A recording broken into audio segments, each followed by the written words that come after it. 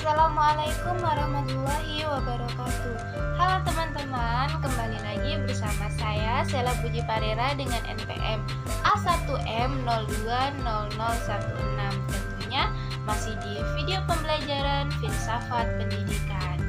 Nah, oke teman-teman, pada pertemuan kali ini kita akan membahas bab 7 yang berjudul tentang bahaya dari filsafat.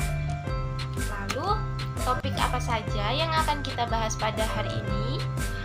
Yang pertama, kita akan membahas tentang apakah sekularisme termasuk bahaya filsafat. Dan yang kedua, kita akan membahas tentang bagaimana umat Islam seharusnya dan sekularisme. Nah, teman-teman, untuk selanjutnya, yang pertama kita akan membahas terlebih dahulu tentang apakah sekularisme termasuk bahaya filsafat. Nah, inti dari paham sekularisme menurut Al-Nabhani pada tahun 1953 adalah pemisahan agama dari kehidupan, di mana sekularisme di bidang politik ditandai dengan 3 hal, yaitu yang pertama, pemisahan pemerintahan dari ideologi keagamaan dan struktur eksklensiatik.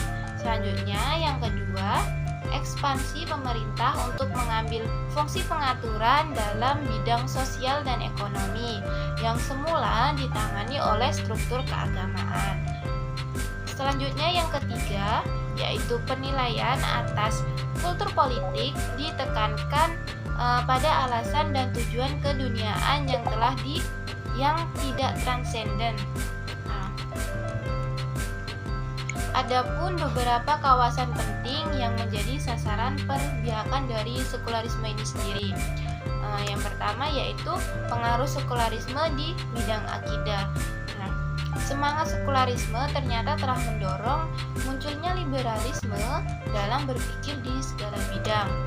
Contohnya, penentangan para pemikir barat terhadap paham keagamaan yang paling fundamental di bidang akidah adalah ditandai dengan munculnya berbagai aliran pemikiran seperti pemikiran Marxisme, pemikiran eksistensialisme, pemikiran Darwinisme, selanjutnya pemikiran Freudianisme, dan masih banyak lagi yang memisahkan diri dari ide-ide metafisik dan spiritual tertentu, termasuk gejala dari keagamaan itu sendiri.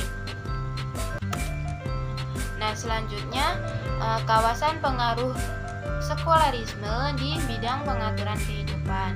Nah, pengaruh dari sekularisme tidak hanya berhenti pada aspek yang paling mendasar, yaitu akidah, tetapi terus merambah pada aspek pengaturan kehidupan lainnya dalam rangka untuk menyelesaikan segenap persoalan kehidupan yang akan mereka hadapi.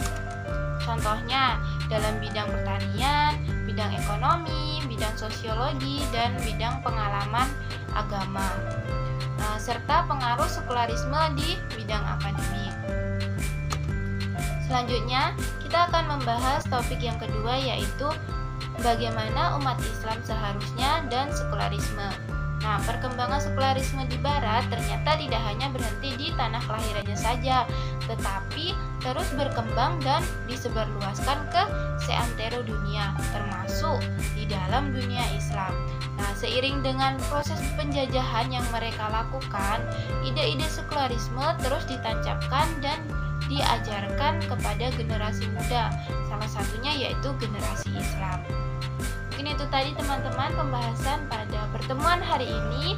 Semoga dapat dipahami oleh teman-teman semuanya. Sampai jumpa di pertemuan yang akan mendatang. Bye-bye.